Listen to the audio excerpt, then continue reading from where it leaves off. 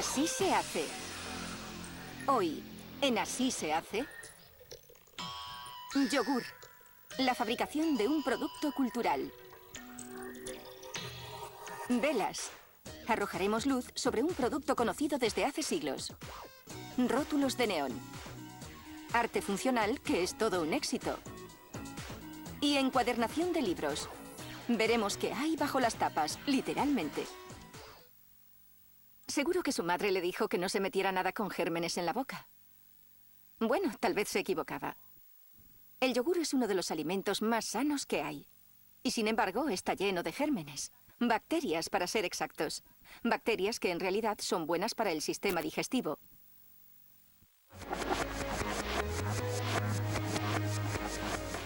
El primer paso a la hora de fabricar yogur con sabor a frutas es examinar la fruta. Los operarios retiran las pieles y semillas que hayan podido colarse y cualquier trozo decolorado o estropeado. La fruta no se mete en el yogur tal como viene. Primero se convierte en mermelada. Para que esa mermelada tenga la textura y el sabor adecuados, hay que pesar todos los ingredientes minuciosamente antes de ir a la mezcladora. El primer ingrediente es el agua, seguida por aromas artificiales y naturales y estabilizantes para que la mermelada sea consistente y homogénea. Ciertas frutas no tienen el suficiente color por sí solas, por eso se les añade un colorante artificial. A continuación se añaden dos tipos de azúcar, fructosa y sacarosa. La mezcladora lo calienta todo a 60 grados centígrados para ayudar a disolver los ingredientes secos. La máquina expulsa y absorbe de nuevo la mezcla para que obtenga una forma homogénea. A continuación, más colorante, seguido por más fruta y por otra hora de calor y mezcla. Después se calienta la mermelada a un mínimo de 80 grados durante otra hora para eliminar bacterias dañinas. Para preparar el yogur se mezclan diferentes tipos de leche en polvo con leche y nata. Para los yogures bajos en grasa se usa leche desnatada y se prescinde de la nata. Una vez mezclados los ingredientes, se calientan a una temperatura de 80 grados o más durante medio minuto. Ese es el tiempo necesario para pasteurizar la mezcla. Pero eliminadas las bacterias, surge otro problema. La leche y la nata en estado natural se separan, porque la nata es más ligera debido a su contenido en grasa. Por lo tanto, hay que pasar al siguiente paso, la homogeneización, mezclar la leche y la nata. Los pistones del homogeneizador aplastan los glóbulos de la grasa. Esto facilita que los dos líquidos se mezclen. La mezcla entonces pasa a los tanques de fermentación, donde se calienta a 45 grados. Los operarios vierten un paquete de bacterias vivas proporcionadas por una fábrica que cría cultivos bacterianos para la industria láctea. La fermentación tarda entre 6 y 20 horas dependiendo del tipo de yogur. En la cadena de embalaje se fabrican los vasos de los yogures usando láminas de plástico y etiquetas de papel.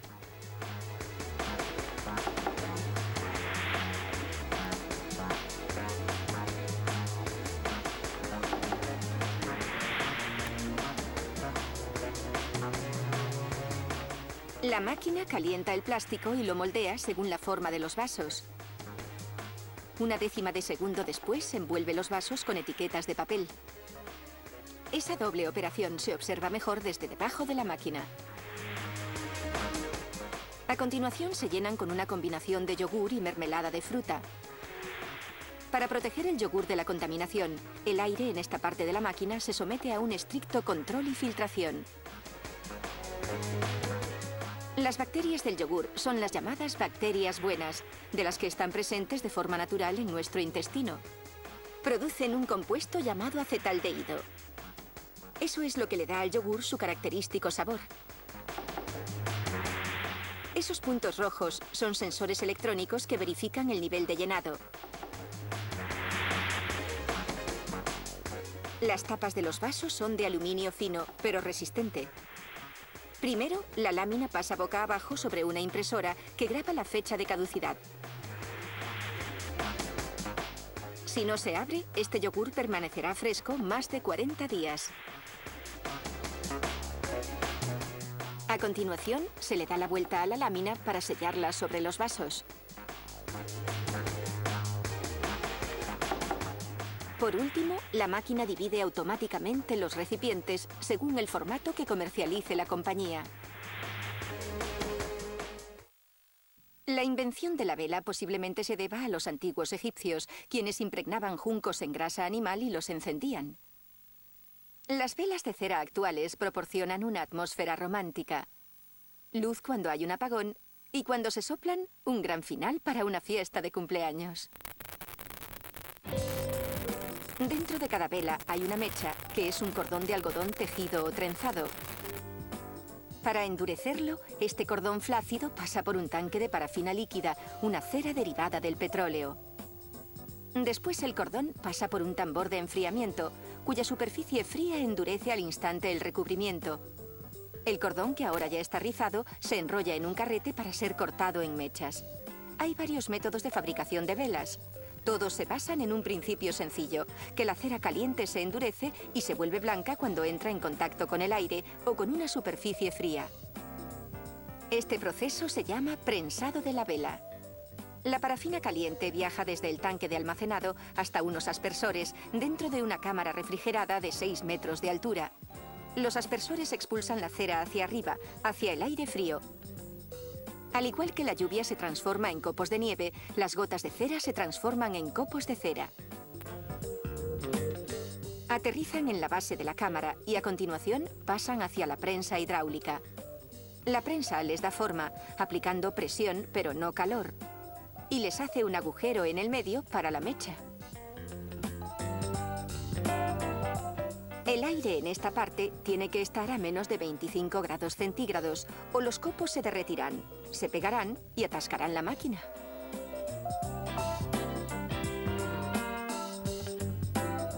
A continuación, las velas viajan hasta la máquina de colocación de las mechas, que corta e inserta una mecha en cada vela. Otra forma de fabricación es el proceso de inmersión. Se colocan 96 mechas en cada soporte de una máquina de inmersión. Uno tras otro, los soportes sumergen las mechas en un tanque de parafina transparente. Cuando los soportes salen del tanque, la gravedad tira de la cera hacia abajo, creando una capa de forma cónica.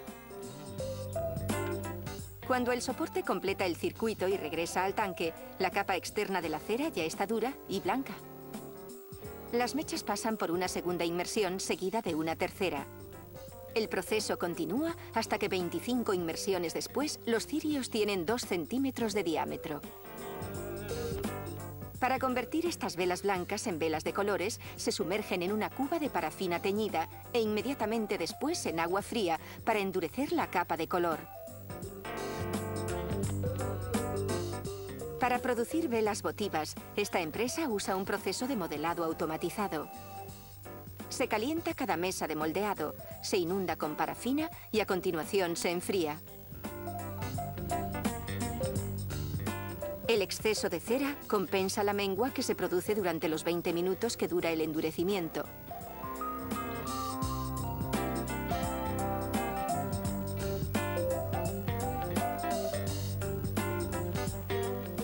Cuando la cera endurece, se raspa el material sobrante y se refunde para usarlo en el siguiente lote.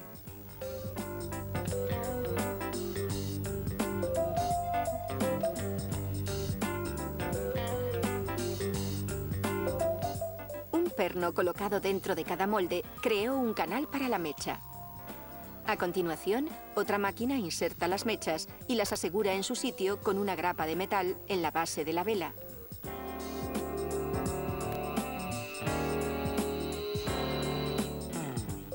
Ciertas velas especiales se fabrican en una máquina de inmersión manual y no en la máquina automatizada. Estas diferentes velas están hechas de parafina y de un 66% de pura cera de abeja, como mandan los cánones vaticanos. Para crear su forma cilíndrica, el operario debe darle la vuelta a los soportes después de cada inmersión para igualar la cera. Son necesarias 90 inmersiones para fabricar una vela de 76 milímetros de diámetro. Las velas salen ligeramente más estrechas, por eso deben pasar por un calentador para ajustar su forma. Las velas ya no son solo un elemento religioso o de seducción, hoy son también un objeto decorativo.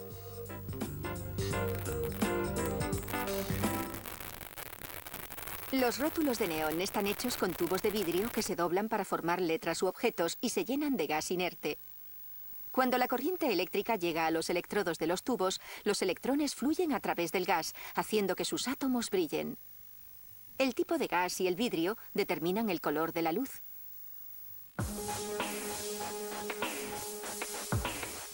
En un tubo de vidrio transparente, el gas argón produce luz azul, mientras que el neón produce luz roja. Para crear diseños intensos, se pueden añadir a estos dos colores básicos más de 80 colores adicionales, usando tubos de vidrio coloreados con polvos fluorescentes. Por ejemplo, el argón, que da una tonalidad azul, en un tubo amarillo crea una luz verde.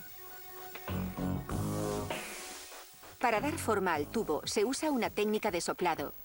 Siguiendo el patrón dibujado sobre una lámina resistente al fuego, se marca dónde hay que doblar el tubo.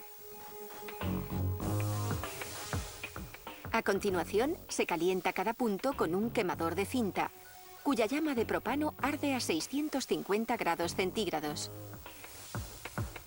En medio minuto, el vidrio se ablanda lo suficiente como para ser doblado. El tubo se dobla y a continuación se sopla por el lado que no está tapado para recuperar el diámetro original. Cada vez que se dobla, se comprueba la forma en el patrón y se presiona con un taco de madera el tubo para igualar la anchura. El argón emite una luz azul clara, pero este tubo de color azul hará que esa luz sea azul oscura. Tras darle forma, se corta el tubo sobrante y se limpia el polvo de color del extremo. Ahora ya se pueden colocar estas piezas de cristal que contienen electrodos. Se suelda un electrodo a cada extremo del tubo usando un soplete de propano y un tubo de soplar flexible, de látex. Se sella el vidrio que rodea a un electrodo, pero el otro se deja abierto. A continuación, usando un quemador cruzado, se crea una tubulación, un tubo fino con una burbuja que actuará como zona de paso hacia el electrodo abierto. Se suelda la tubulación a ese electrodo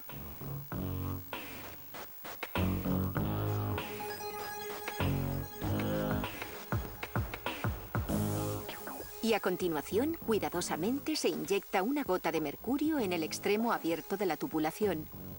El argón necesita un toque de mercurio para avivar el color que emite. El neón, no.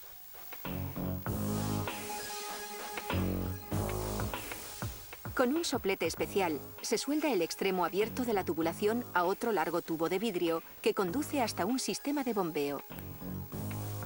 Se conectan los electrodos al sistema y a continuación se enciende. La bomba vacía el aire e inyecta gas. La corriente eléctrica hace brillar los átomos del gas.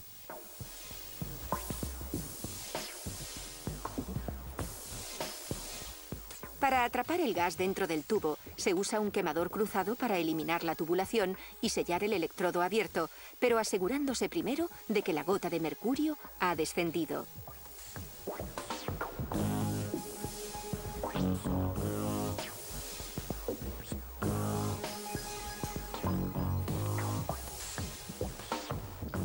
Se sumerge la parte posterior del rótulo en pintura negra.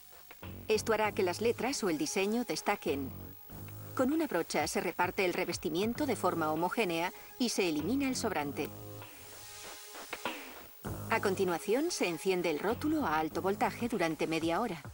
Esto secará la pintura y, lo que es más importante, transformará el mercurio líquido en vapor que se extenderá por todo el rótulo. Usando unas grapas transparentes, se monta el rótulo sobre un fondo de plexiglas negro para que destaque más.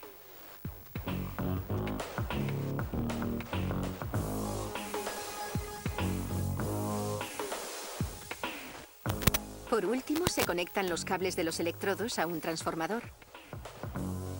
Este transformador convierte la corriente estándar de las tomas eléctricas en una corriente de alto voltaje, entre 3.000 y 15.000 voltios, que son los necesarios para encender un rótulo de neón.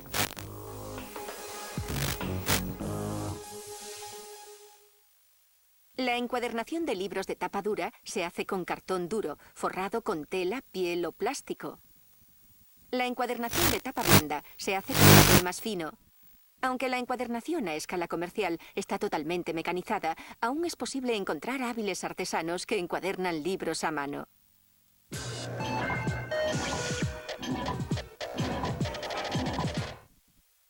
La encuadernación se remonta al Egipto del siglo II, donde los monjes cristianos cosían hojas de papiros y después los metían en cartones forrados de cuero cosidos con medieval, cosían pergaminos escritos a mano y los encuadernaban entre láminas de madera, a menudo recubiertas de cuero, pero ¿qué más? El siglo XVI vio la llegada de los libros impresos, más baratos y con una sencilla encuadernación de cartón.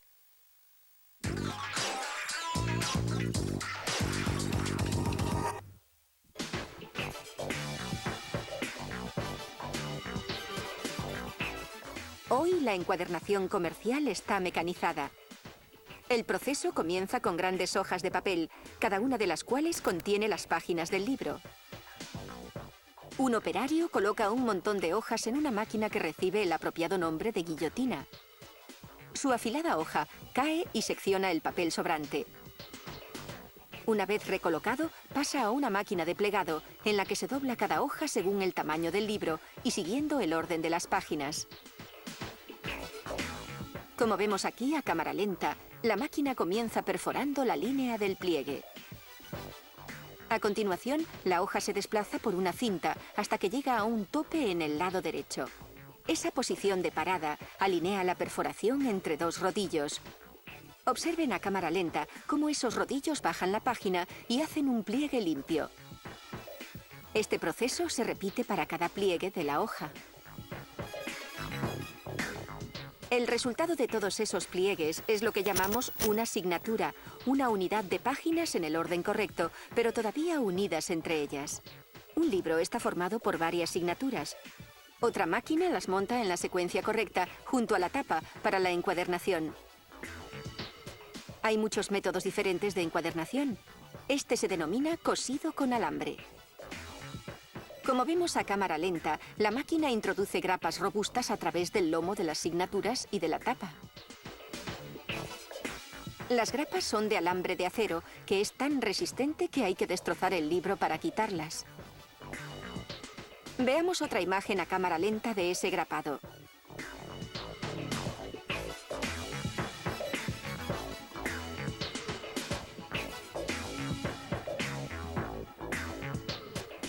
Este es otro método, llamado encuadernación perfecta. Primero, un escáner se asegura de que las páginas están en orden. Después llegan las tapas. En la encuadernación tradicional, todos estos componentes se cosían. En la encuadernación perfecta, se pegan. Para hacerlo, la máquina coloca primero en bandejas los libros ya montados, con el lomo boca abajo. Las bandejas comprimen las páginas. Después, una sierra que está debajo corta los pliegues, separando las páginas unas de otras a lo largo del lomo. Pero ese corte crea un borde liso, lo que dificulta la adherencia de la cola. Así que una segunda sierra hace muescas en el lomo, creando una superficie rugosa más receptiva a la cola. El lomo se desplaza sobre unos rodillos que le aplican una capa de cola caliente.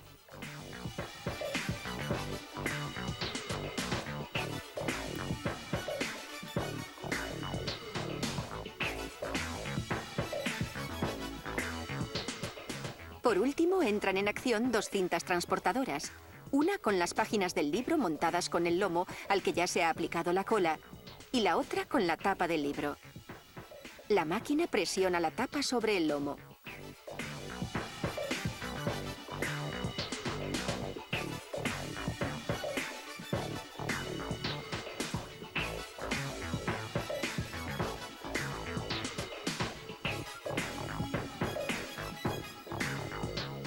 A continuación, el libro viaja sobre una cinta otros 30 segundos, durante los cuales la cola se seca al aire.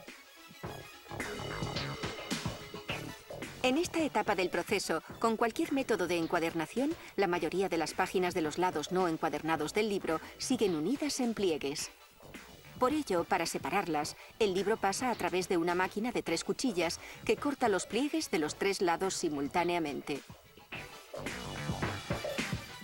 El libro ya está terminado. Las ediciones de coleccionista todavía se cosen con hilo, pero los libros normales hoy están cosidos al alambre o son de encuadernación perfecta. Estos nuevos métodos son menos costosos, pero siguen produciendo libros robustos y duraderos.